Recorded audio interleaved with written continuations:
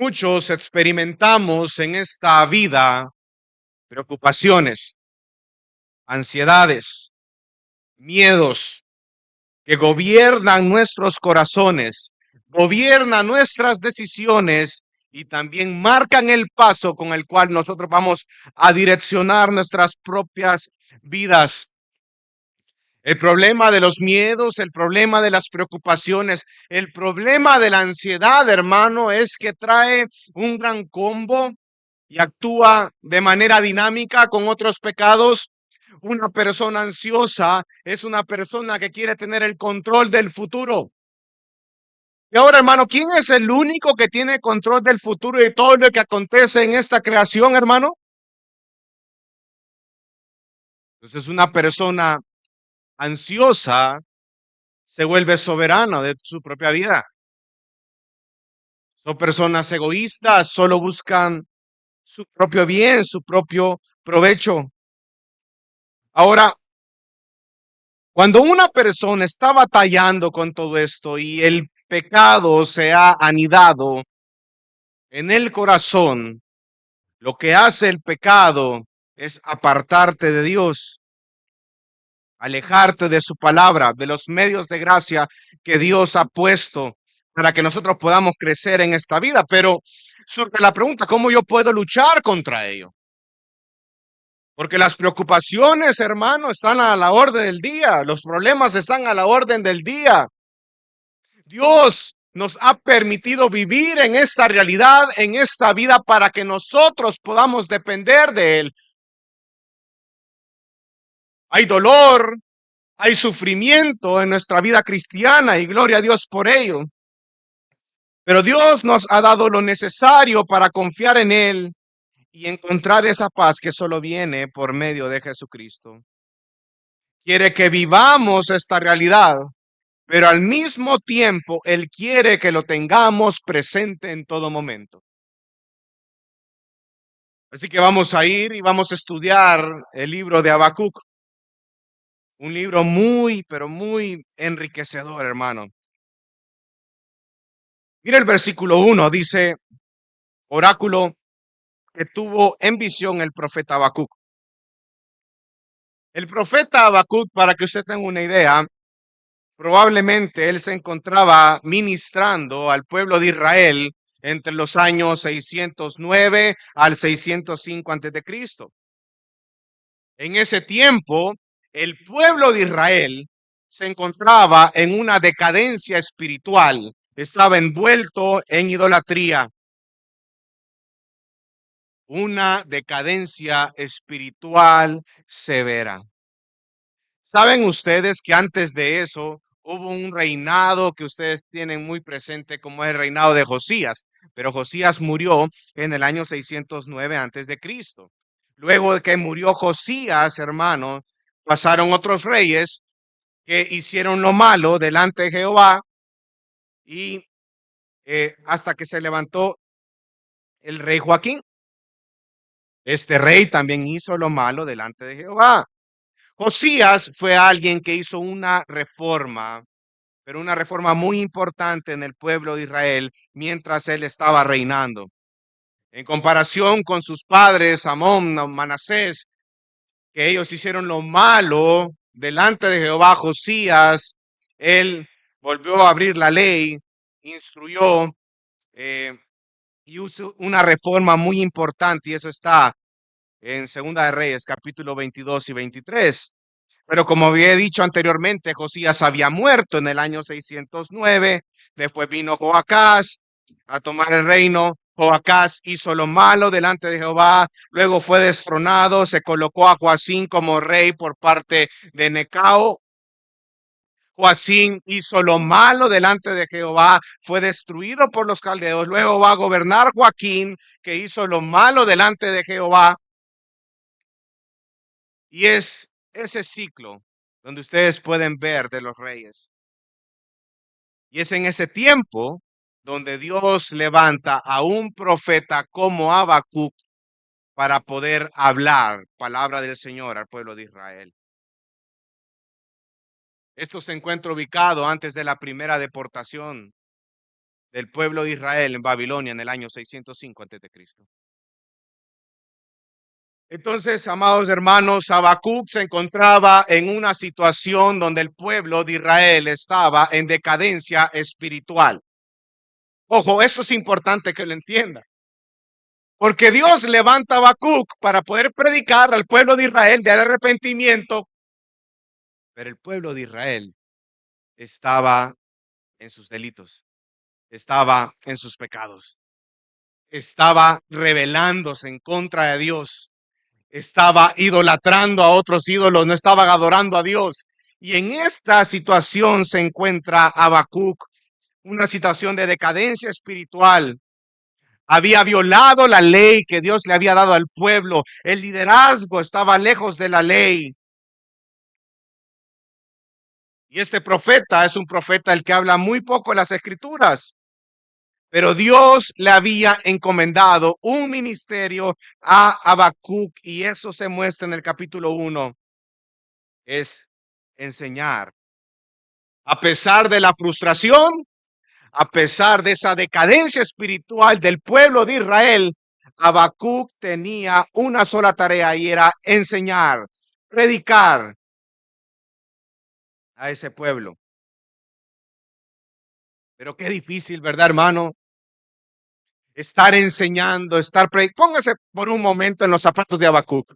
Estar enseñando a un pueblo que no quiere nada con Dios, estar predicando a un pueblo que no quiere nada con Dios, que está envueltos a su idolatría. Qué frustrante es eso, hermano.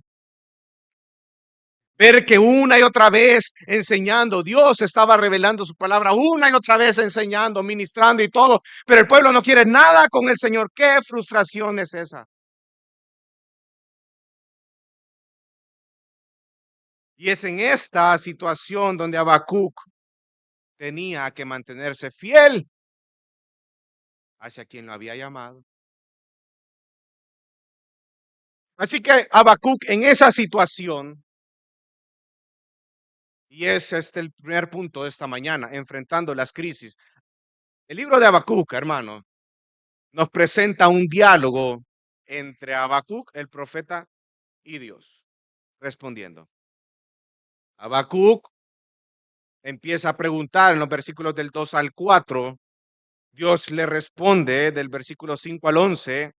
Habacuc le vuelve a hacer otra pregunta del versículo del 12 al 17. Del 12 en adelante, Dios responde del capítulo 2, del versículo 2 hasta el versículo 20.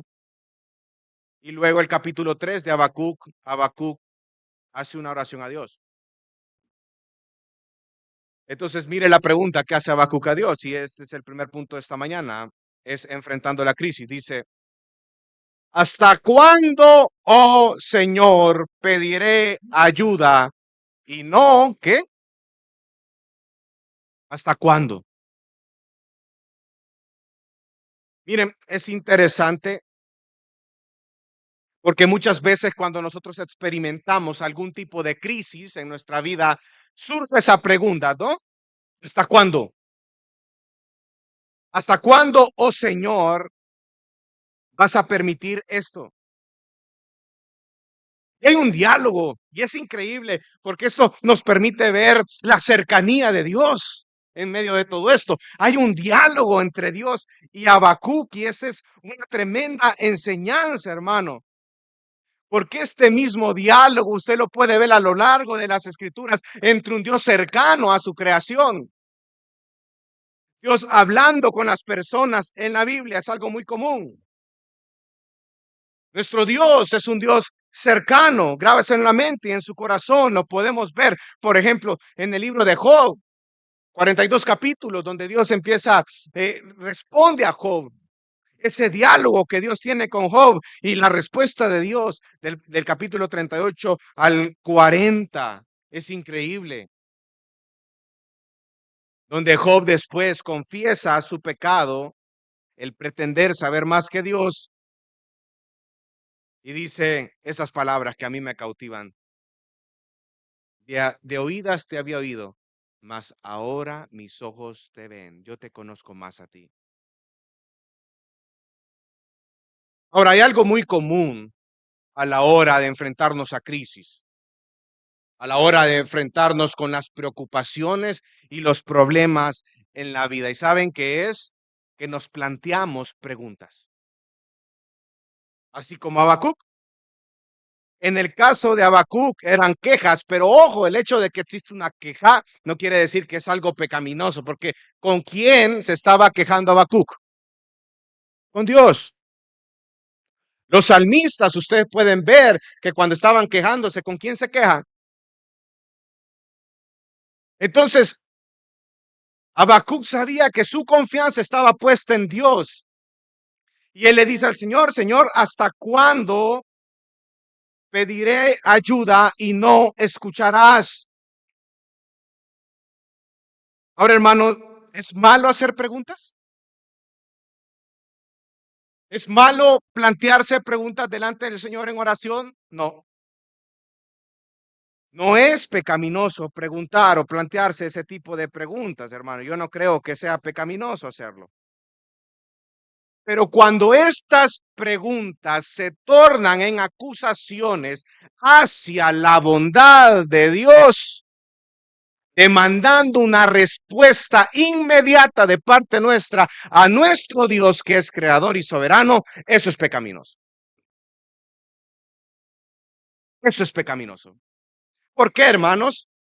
Porque en medio de las crisis nosotros pensamos que nosotros somos soberanos, que gobernamos nuestras propias vidas y olvidamos de que hay un Dios soberano que orquesta todo para su propia gloria.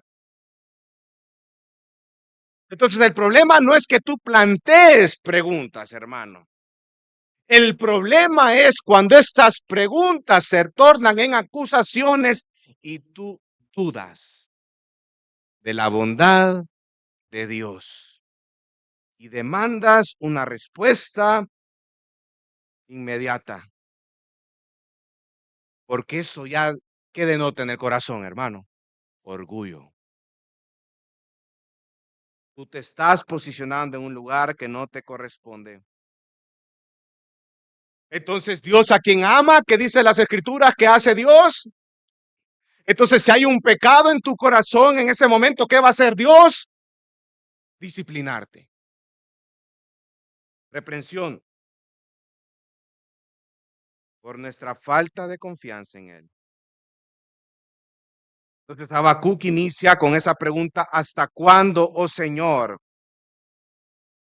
Hay algo de manera continua que él está viendo a un pueblo volcado a la idolatría, que había caído en su pecado. Por eso es que él dice en el versículo 2, clamo a ti, violencia, y sin embargo, ¿qué dice Habacuc a Dios en su queja? Tú nos salvas.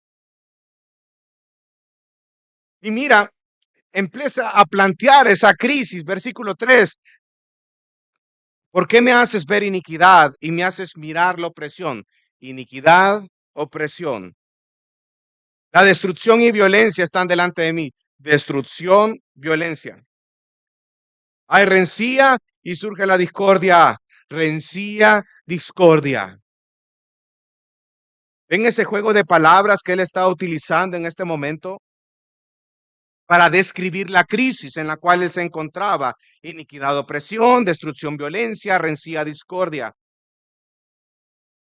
Acciones, amados hermanos, de las cuales Dios no es el responsable ni el origen de ello, ya que el Dios en el cual nosotros creemos, amados hermanos, es un Dios bueno. En Él no hay maldad, en Él no hay pecado. Sin embargo, en la queja que presenta Habacuc contra Dios, le dice, hermano, Dios, yo estoy orando y tú no escuchas. Estoy clamando, pero tú no salvas. Por eso él se plantea esa pregunta. ¿Qué es lo que harás, Dios, en medio de todo esto? Y ojo, Habacuc estaba confiando en el Señor en medio de todo esto, porque si él acudió a Dios a presentar su queja a Dios, hay una confianza en el Señor en medio de todo esto. Pero ¿cómo actuamos nosotros en medio de las crisis?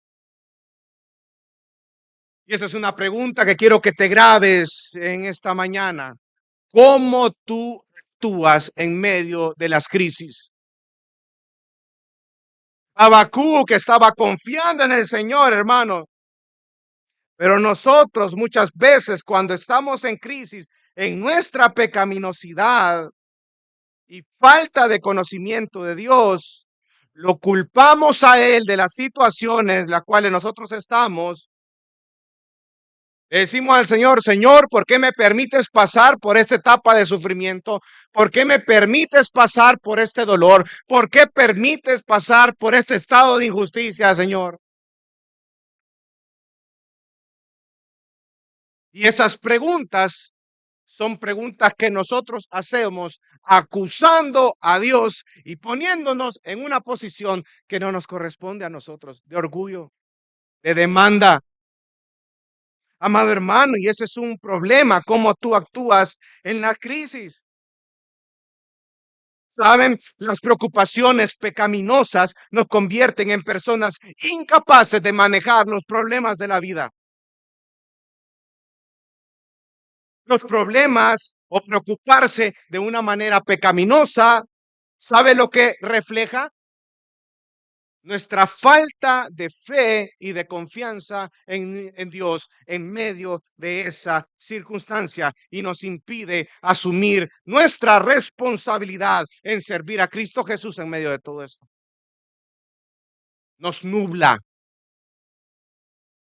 porque todo lo vemos a través, lo filtramos a través del problema, del dolor, del sufrimiento, de esa circunstancia adversa que Dios en su gracia, en su misericordia, ha permitido que yo viva.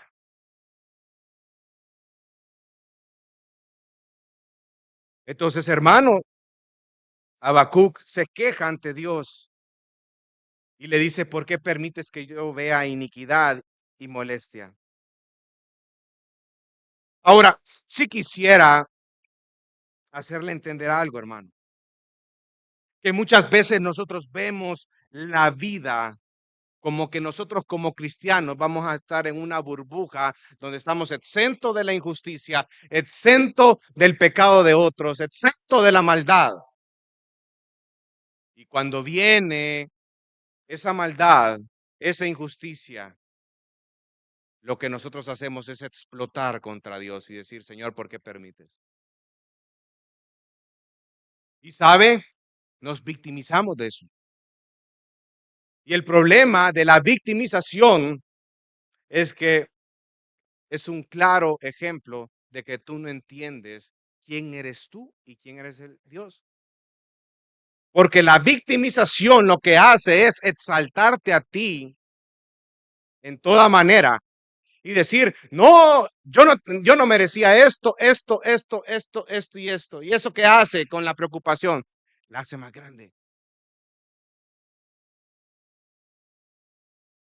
Entonces, hermano y hermana, en esta mañana, yo te quiero decir que si bien es cierto, nosotros somos salvos y tenemos confianza en el Evangelio de nuestro Señor Jesucristo, eso no quiere decir que no seremos afectados por la maldad de este mundo.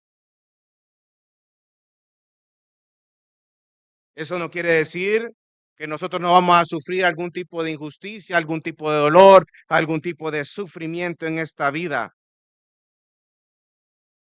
La vida cristiana es una vida de sufrimiento. La vida en sí trae muchos problemas, hermano. Pero ¿cómo afrontamos el problema? El sufrimiento es parte, es la vocación del cristiano, grábeselo. Si no, pregúntese, ¿cómo probar una fe genuina sin pruebas y ni sufrimiento?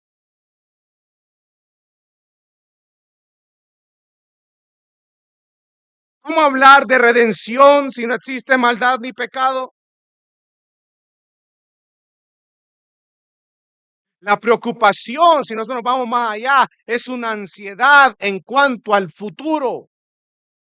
Es una aflicción sobre algo de lo cual no podemos hacer nada. No podemos controlar. No tenemos el control de ello. Y esto por dentro, el hecho de no poder controlar esta situación futura, lo que hace en nuestro corazón es romper, es dividir nuestro corazón. Porque nosotros en nuestro pecado queremos tener el autocontrol de nuestra vida y nosotros no somos soberanos de nuestras vidas. El único soberano es Dios. No tenemos el control del futuro y esto nos quiebra porque en nuestro pecado queremos tener el control de todo.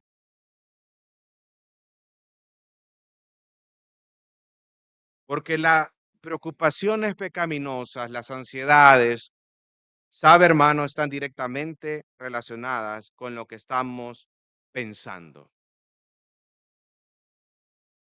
Interesante, ¿no?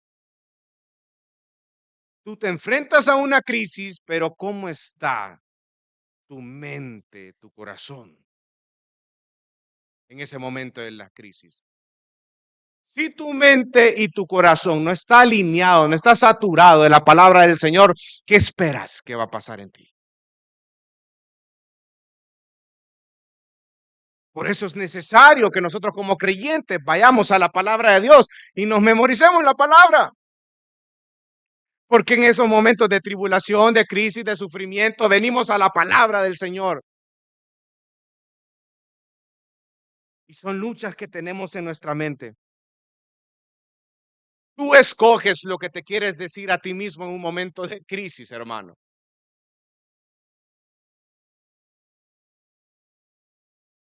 Y eso va a alimentar tu temor o lo va a calmar. Estás pasando por un momento de crisis y vienes tú y tú recuerdas ese versículo en el cual Dios dice, yo los cuidaré. ¿Qué provocará eso en tu corazón? Confianza. Vienes tú, estás pasando en un momento de crisis y te recuerdas, no te dejaré ni te desampararé. En Jehová el Señor está la fortaleza de los siglos. Jehová es la roca eterna, Dios de mi salvación. ¿De quién temeré? ¿Qué temeré que me hará el hombre? ¿Qué provocan esos versículos?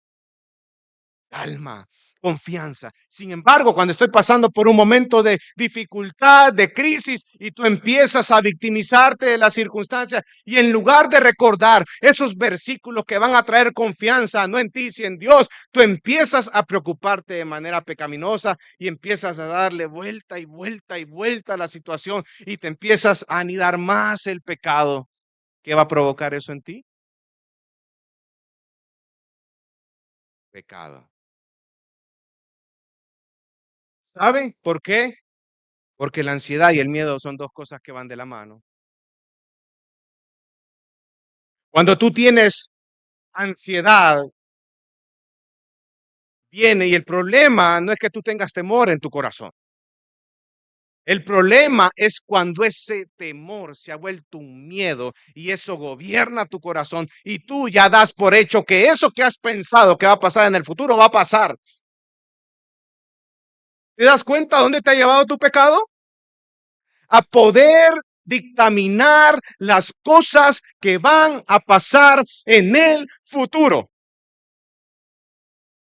¿Quién es el único que puede dictaminar lo que va a pasar en el futuro, hermanos? Entonces tú te has vuelto una persona que se ha endiosado a sí mismo. ¿No es lo grave de todo esto? Pero está en la mente.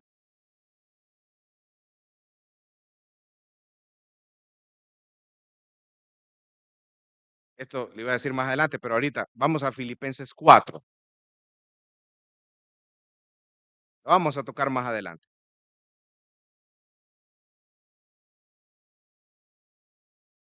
Ojo, 4:6 de Filipenses. Dice, por nada estéis afanosos, Antes bien, en todo, mediante oración y súplicas, con acción de gracias, sean dadas a conocer sus peticiones delante de Dios. Y la paz de Dios que sobrepasa todo entendimiento, guardará sus corazones y sus mentes en Cristo Jesús. Por nada estéis afanosos, sino oren. Pero ojo, mire el versículo 8 y me encanta cómo Pablo lo desarrolla acá. Dice, por lo demás, hermanos, todo lo que es verdadero, todo lo digno, todo lo justo, todo lo puro, todo lo amable, todo lo honorable, sea alguna virtud o algo que merece elogio, ¿en esto qué? Mediten, piensen. Va viendo usted cómo Pablo está respondiendo. ¿Tienes afanes en tu vida? ¿Tienes preocupaciones en tu vida? Ora. Y además de eso, en todo lo bueno, en todo lo justo, en todo lo puro, en todo lo amable, en todo lo honorable, en todo eso, mediten y piensen. Por eso es que las preocupaciones pecaminosas están directamente relacionadas con lo que estamos pensando, hermano, porque nos ubica, nos da un pequeño diagnóstico de dónde está nuestro corazón y dónde está nuestra mente en ese momento. Volvamos a Habacuc.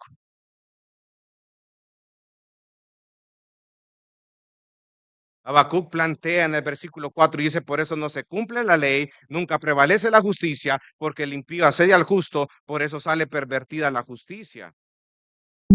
Habacuc viene y le dice al Señor, Dios, la ley es debilitada.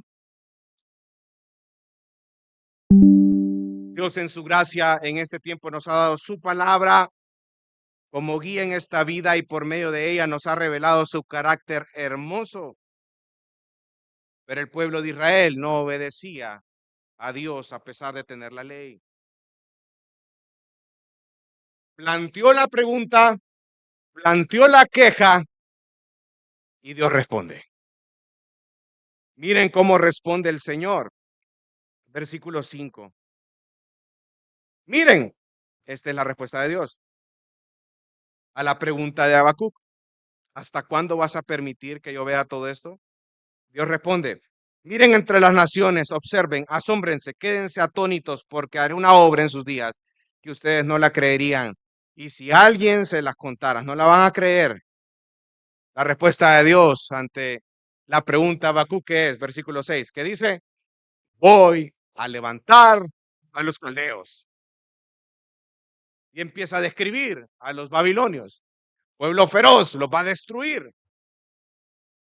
Dios le da a conocer sus planes perfectos a Habacuc y todo lo que él hace es para su gloria. En esos versículos, él revela a Habacuc lo que él hará. ¿Y cuál es la respuesta de Dios? Yo voy a enviar a los babilonios, a los caldeos, para emitir un juicio sobre el pueblo de Dios, sobre Israel.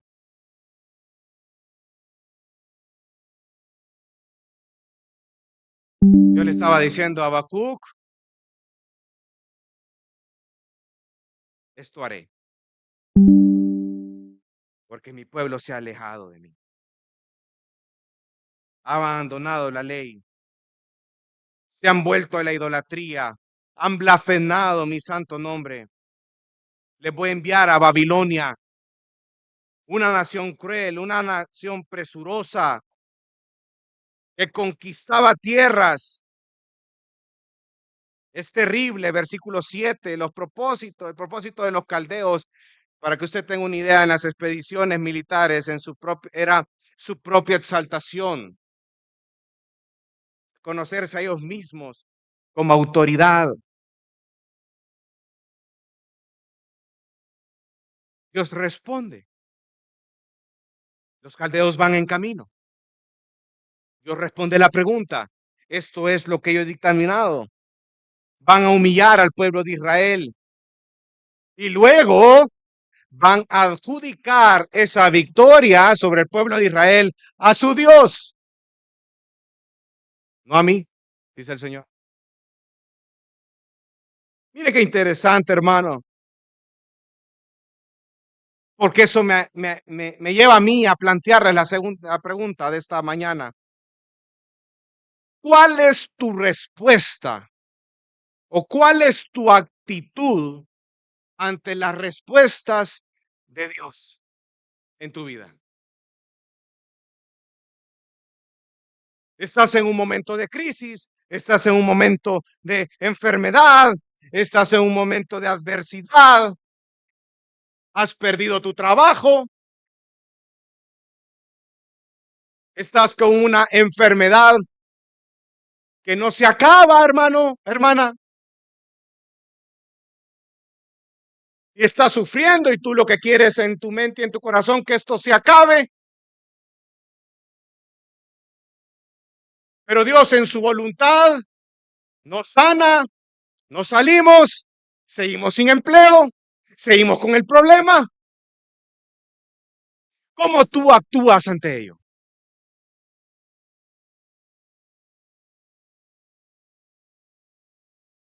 ¿Cómo actúas? ¿Cuál es tu actitud? ¿Cómo respondes ante ello? Porque una persona que está ansiosa, que está preocupado mucho en sí mismo, está enfocada en las circunstancias más que Dios. Está preocupada más por las circunstancias que Dios mismo. Y el pecado, hermano, y esto sí entiéndalo, hermano, el pecado actúa de una forma dinámica. Empieza con angustia, pero después empieza a llamar a más pecado, más pecado. Nos volvemos necios, mentirosos. ¿Y sabe lo que ocasiona las preocupaciones pecaminosas y la ansiedad? Ese querer tener el control de todo lo que acontece en nuestra vida. Egoísmo.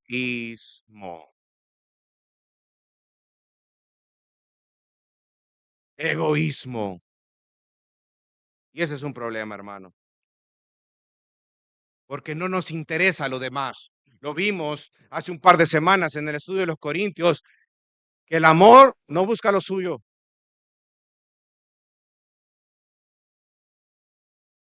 Pero aquí hay un egoísmo contrario al amor. Estamos más interesados cuando estamos en medio de la crisis a salir de esa crisis, a ponerle una fecha ya para cual ya no, que en realidad plantearnos la pregunta de qué es lo que Dios quiere que yo aprenda por medio de esta crisis.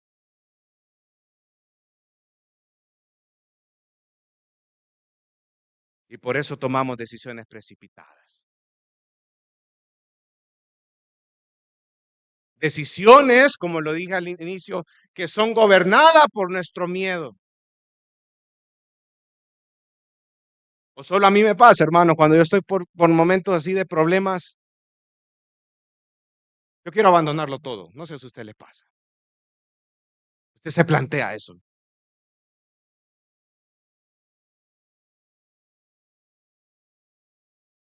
Pero aquí es donde viene la palabra de Dios y que nos direcciona. Que nos ayuda a nosotros en confiar en Dios más que en nosotros mismos. Y a plantearme esa pregunta, ¿qué quiere, Señor, que yo aprenda en medio de todo esto? Ayúdame a ver tu obra en medio de todo esto. Dios responde y Habacuc le hace otra pregunta. Vamos al versículo 12. Capítulo 1, versículo 12. Miren cómo inicia Habacuc. Dice, ¿no eres tú desde la eternidad, oh Señor, Dios mío, Santo mío? No moriremos, oh Señor, para juicio lo has puesto, tú, oh roca, lo has establecido para la corrección. Habacuc estaba confiando en Dios, hermano. Miren, este versículo 12 nos da a entender a nosotros que el corazón de Habacuc estaba en el lugar correcto. Él dice, Señor, tú eres eterno. Señor, tú eres santo. No vamos a morir. Y aquí es importante, hermano, nos resalta la importancia de conocer a Dios. Por eso es necesario que usted crezca en el conocimiento de Dios y su palabra. Porque en medio de las crisis usted tiene que recordar que el Dios que gobierna la creación, el Dios al cual usted adora, es un Dios soberano, es un Dios santo, es un Dios eterno, es un Dios misericordioso y Él es bueno y para siempre es su misericordia.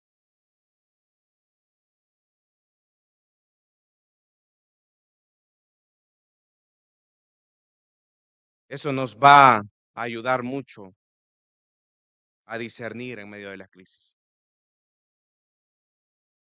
Porque nosotros actuamos conforme a lo que nosotros creemos, hermano. Ahora, imagínate a una persona la cual está afrontando un problema o una crisis y esa persona no ha orado, no viene a la iglesia, no está interactuando con la palabra del Señor, está alejado de Dios o alejada de Dios. ¿Cómo crees tú que esa persona va a responder al problema? El no estar bien con Dios también nos conducirá a la ansiedad. ¿Cómo está tu relación con Dios, hermano? ¿Cuánto estás orando? ¿Cuánto conoces a Dios? Dios ocupa todo para su propia gloria, incluso el mal. Él no es el autor del mal, porque Él es bueno, pero Él ocupa todo para sus propósitos, para su propia gloria. Así que debemos de tratar este tipo de situaciones, problemas desde una posición teocéntrica, entendiendo que el fin último de Dios es su propia gloria. Y el fin último del hombre, ¿cuál es? Glorificar a Dios en medio de todo y disfrutarle a Él para siempre. Eso debe ser nuestra perspectiva, nuestra posición en las cosas que nos acontecen, hermano. El el sufrimiento es por un tiempo, hermano, pero la gloria es por la eternidad. Habacuc estaba consternado con la respuesta de Dios, porque Dios le había dicho que venían los caldeos. Y viene, mira el versículo 13, lo que él estaba diciendo. Señor, muy limpios son tus ojos para mirar el mal y no puedes contemplar la opresión. ¿Por qué miras con agrado a los que proceden pérfidamente y guardas silencio cuando el impío devora al que es más justo que él? En las palabras de Habacuc, ¿quién es el impío, hermano?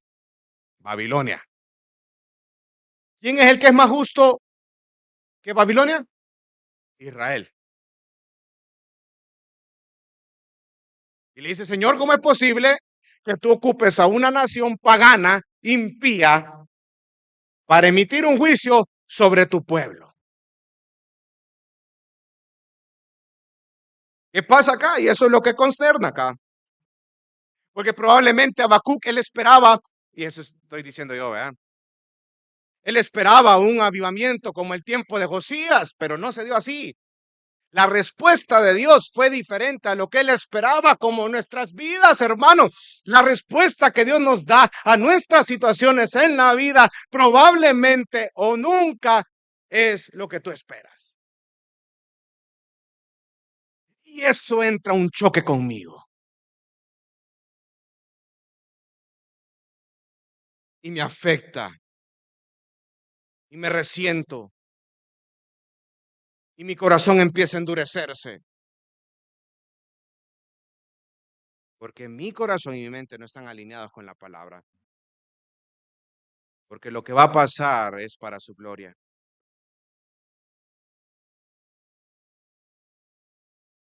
Y esta era una respuesta que Habacuc no esperaba, pero esa era la voluntad de Dios. ¿Cuántos alguna vez hemos pasado por lo mismo? Que tú estás orando por algo, que pase algo, pero no pasa.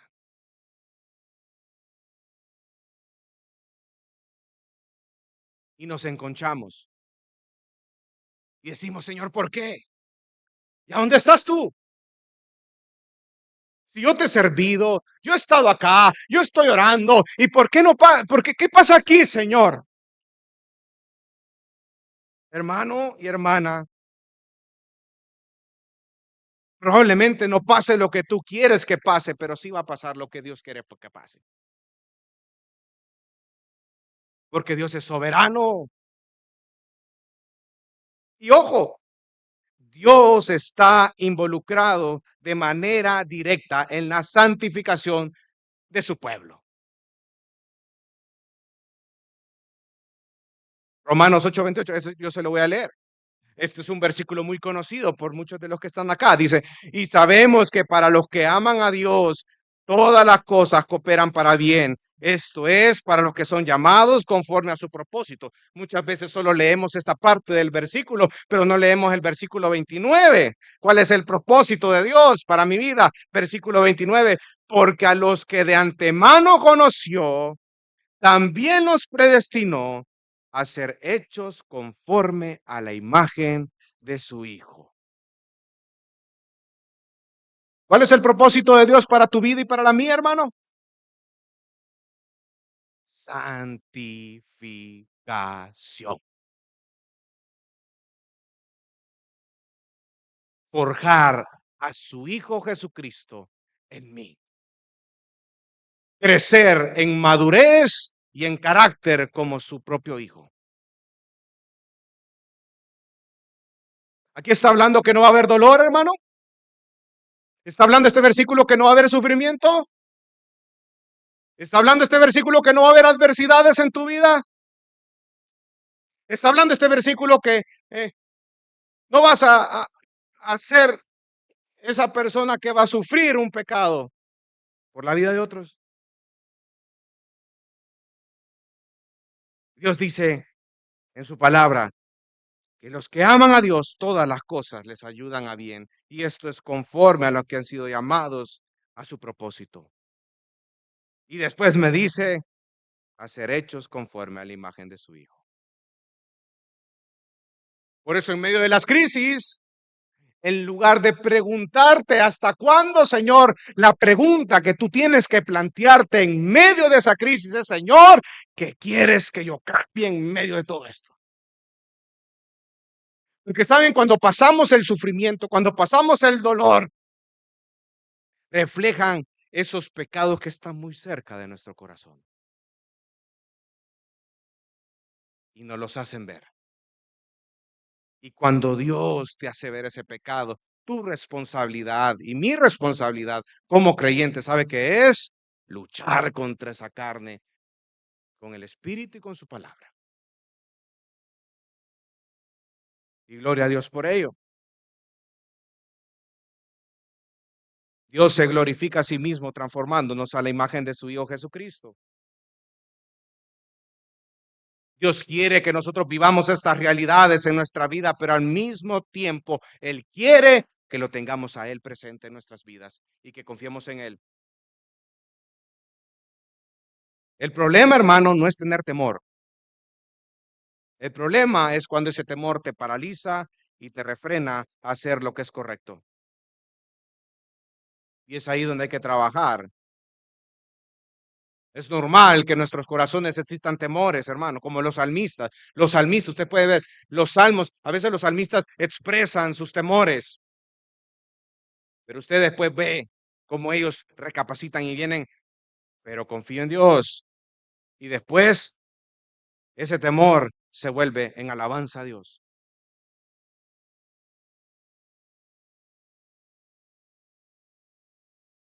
Debemos de colocar nuestra confianza en Dios y obedecer lo que Él dice en su palabra.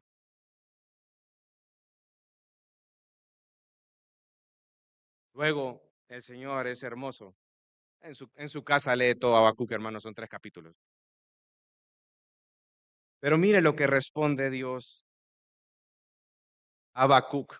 Cuando Habacuc le dice, Señor, ¿cómo es posible que tú vas a levantar un pueblo impío para castigarnos? Dios responde en el capítulo 2, versículo 2. Entonces el Señor me respondió, escribe la visión y grábala en tablas para que corra el que la lea, porque es aún visión para el tiempo señalado. Se apresura hacia el fin y no defraudará. Aunque tarde, ¿qué le dice a Habacuc? Espérala, porque ciertamente vendrá, no tardará.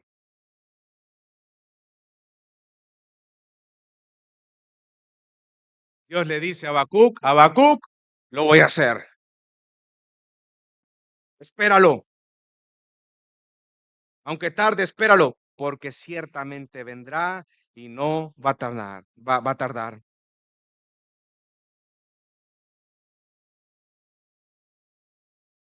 Debemos de confiar en Dios en todo momento, porque lo que nos genera preocupación y miedo es no tener el control de las cosas. Nos gusta tener todo bajo nuestro control, pero cuando ocurre algo que no va de acuerdo con nuestra manera de pensar, damos rienda suelta a nuestra preocupación y pecamos al pensar que así como nosotros pensamos, así va a actuar y así va a pasar. Y eso es un gran pecado, hermano. Nos volvemos soberanos de nuestras vidas y eso es un gran pecado, porque la Biblia lo que me manda es a confiar en Dios, la fortaleza de los siglos. Dios da consuelo al alma necesitada. Pero yo, ¿qué tengo que hacer? Crecer en el temor de Dios, crecer en el temor de Dios. ¿Y qué es el temor de Dios? Este concepto me gustó.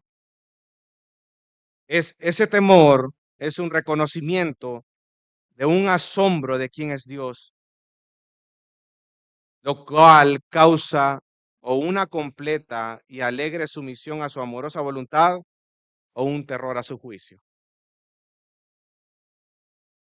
Temor a Dios, gozo, consuelo de quién es Dios. Pero también nuestro Dios dice la palabra que es un fuego consumidor. Es ese balance, ¿me entiende? Viene Dios y le responde a Habacuc. Mira el versículo 4 del capítulo 2 dice, así es el orgulloso, en él su alma no es recta.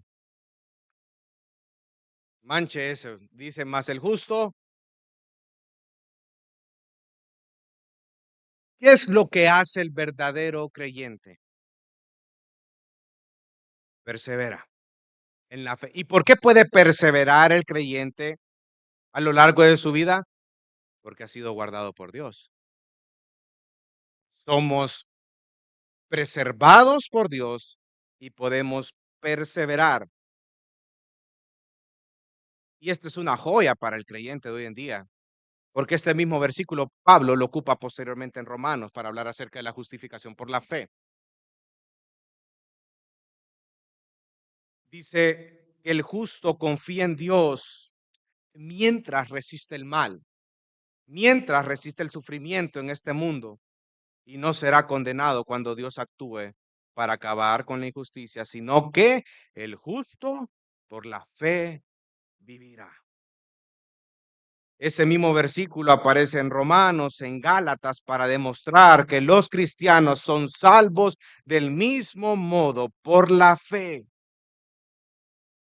También lo plantea en Hebreos 10, 37, 38, cita este versículo para alentar a los cristianos que sufren a perseverar en la fe hasta que Jesús regrese.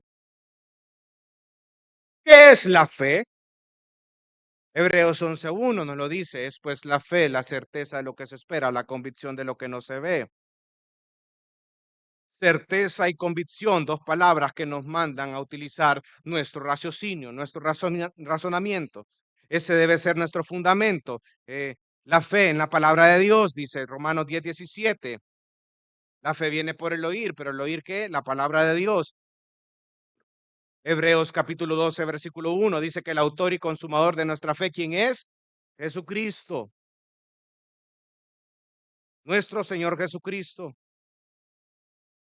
Así que cuando usted se encuentre en un momento de sufrimiento, en un momento de aflicción, de angustia, amado hermano, mire a la cruz de Cristo.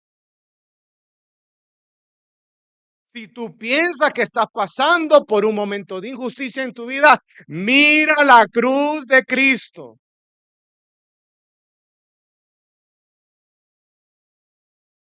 al que no pecó y fue crucificado en la cruz del Calvario,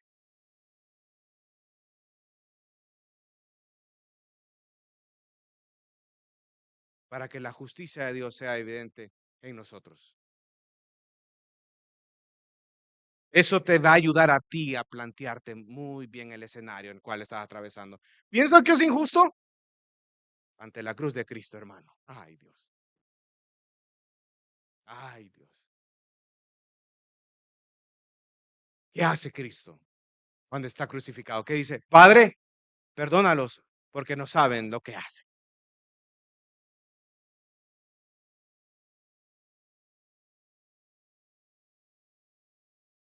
Cristo se sacrificó para redimirnos y reconciliarnos con Dios. Me gusta esta frase del teólogo Frame. Dice, la naturaleza particular de la fe es perseverar a pesar de las preguntas no respondidas. De este modo, la palabra de Dios anima a los que sufren a aferrarse fuertemente de las promesas de Dios y no ser vencidos por la duda. A pesar que nuestras preguntas no sean respondidas, yo me puedo aferrar a las promesas de Dios escritas en su palabra y a confiar en Dios. Así que hermano, ¿cuál es la solución? ¿Cuál es la clave para la ansiedad? ¿Cuál es el antídoto para la ansiedad?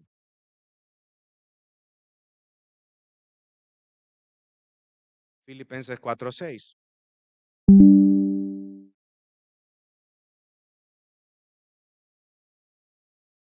Si usted, amado hermano y amada hermana, está pasando por un momento difícil de preocupación y tiene este pecado,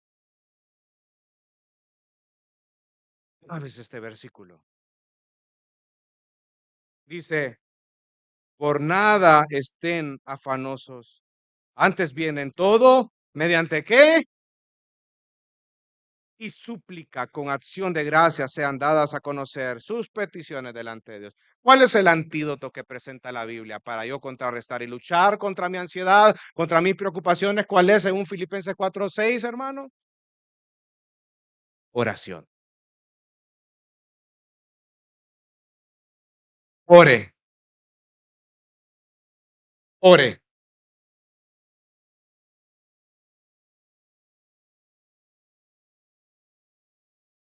Presente delante del Señor su angustia.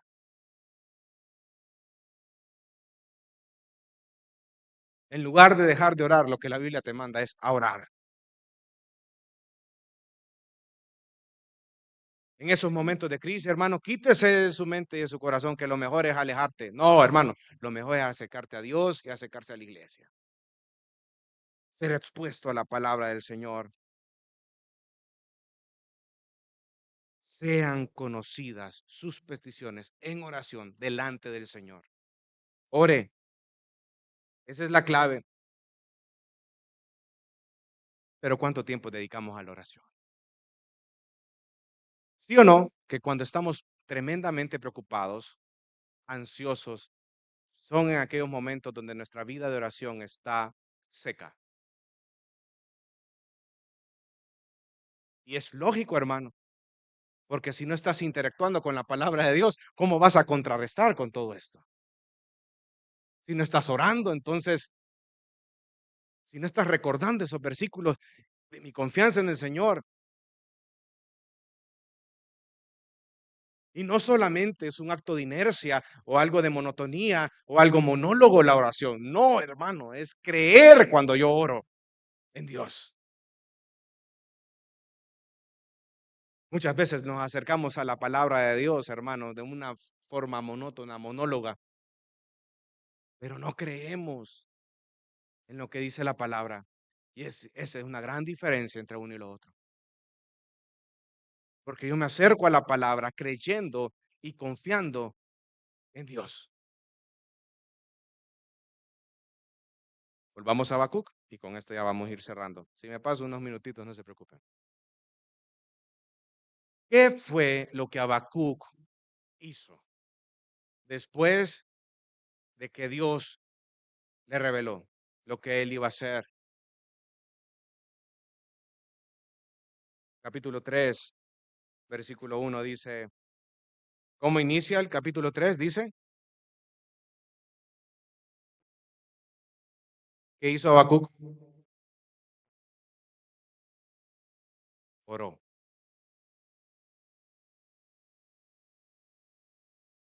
Sabe que Dios la respuesta, y lo leen ahí cuando, en su casita, ¿verdad? Pero prácticamente lo que Dios le dice a Habacuc es, todas estas injusticias que tú estás viendo va a terminar. Toda esta maldad, esta impiedad va a terminar porque yo soy un Dios justo y no voy a pasar por inocente al que es culpable. Habacuc oró a Dios y sabe, en dicha oración el profeta hace una remembranza de todos los hechos o los actos o las obras salvíficas de Dios en la historia de Israel, los poderosos actos de Dios. Este diálogo le permitió a Habacuc cultivar un temor santo en su corazón, porque Habacuc le dice a Dios en su oración, Señor, reproduce ese poder redentor en esta crisis que está sobrellevando. Por eso es que él inicia diciendo, oh Señor, he oído lo que se dice de ti y de mí. Mire lo que dice el versículo 2. Aviva, oh Señor, tu obra en medio de los años. En medio de los años, dala a conocer. En la ira, acuérdate de tener compasión. La Reina Valera dice, aviva tu obra en medio de los tiempos. Reproduce ese poder redentor en esta crisis que estamos sobrellevando, Señor. Haz lo que tenga que hacer y gloria a Dios por ello. Recordar la redención. Ahora, para los que estamos en Cristo, hermano, recuerde su redención en Cristo Jesús. Esa obra salvífica que Cristo Jesús ha hecho en tu corazón y te ha hecho nacer de nuevo. Habacuc empieza a plantear diferentes obras en las cuales Dios redimió a su pueblo, obras salvíficas. Versículos del 3 al 4 dice Dios viene de Temán y el santo del monte de Parán. Su esplendor cubre los cielos y de su alabanza está llena la tierra. La gloria de Dios en el Sinaí.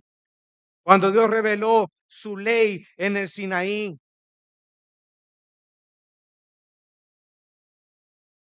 donde Él reveló sus obras, su poder, su carácter, son motivos de oración y alabanza. Su gloria cubrió los cielos.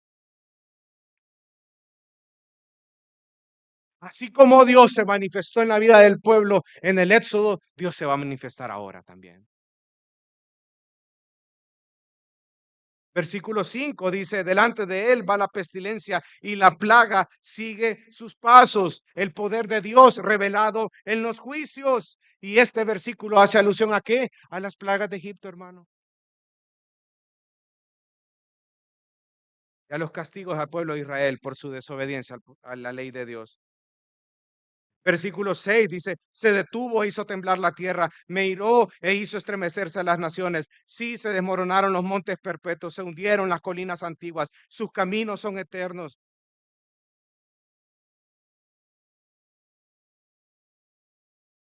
Interesante, hermano, porque Dios es el creador de todo.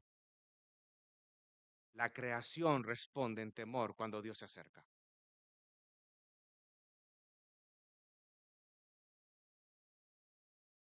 Del versículos 8 al 15 dice, te indignaste, Señor, contra los ríos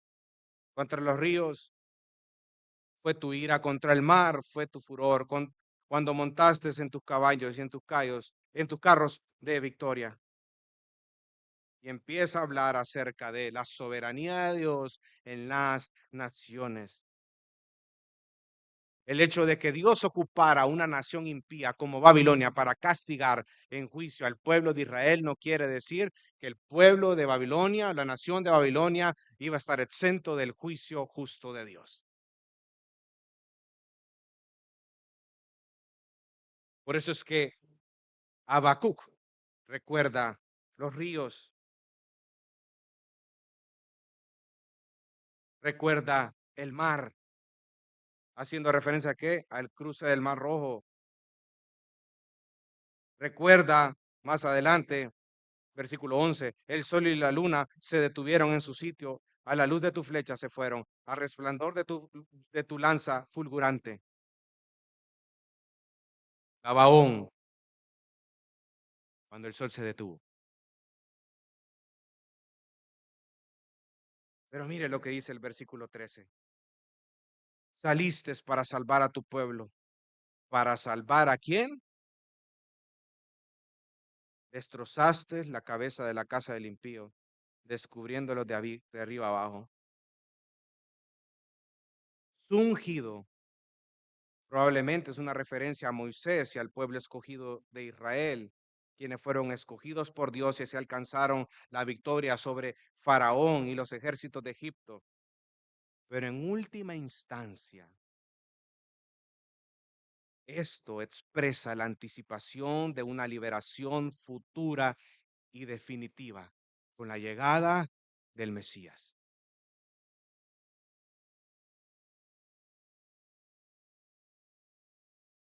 La única esperanza de este pueblo es que Dios levantara a un hijo del linaje de David. Y estos versículos van de la mano. Y ojo, hermano, porque esa era la única esperanza, que Dios levantara a un hijo que meditase en la ley de Jehová de día y de noche, que emulase el temor de Dios en su palabra, como dice Deuteronomio 17, 18 al 20. Él iba a encarnar la sabiduría, él iba a encarnar el entendimiento. El reino de este hijo iba a ser caracterizado por un temor perpetuo en Jehová. El reino iba a ser conocido por su sabiduría y por su entendimiento. Isaías 11:1, espíritu de sabiduría e inteligencia. Isaías 33:5, será exaltado a Jehová. El reino de este hijo esperado va a estar caracterizado por la sabiduría, por el entendimiento y temor de Jehová que lo penetra todo. Jesucristo.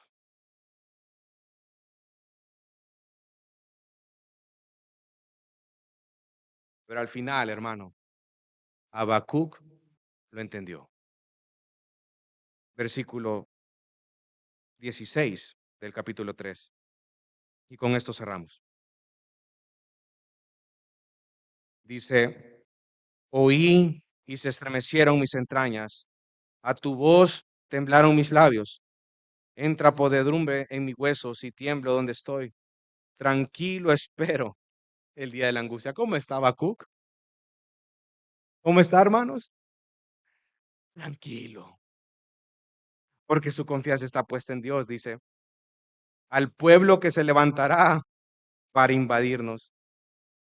Y este es un versículo muy importante, dice, aunque la higuera no eche brotes, ni haya frutos en las viñas, aunque falte el producto del olivo y los campos no produzcan alimento, aunque falte las ovejas del redil y no haya vacas en los establos, aunque pase lo que pase, Señor,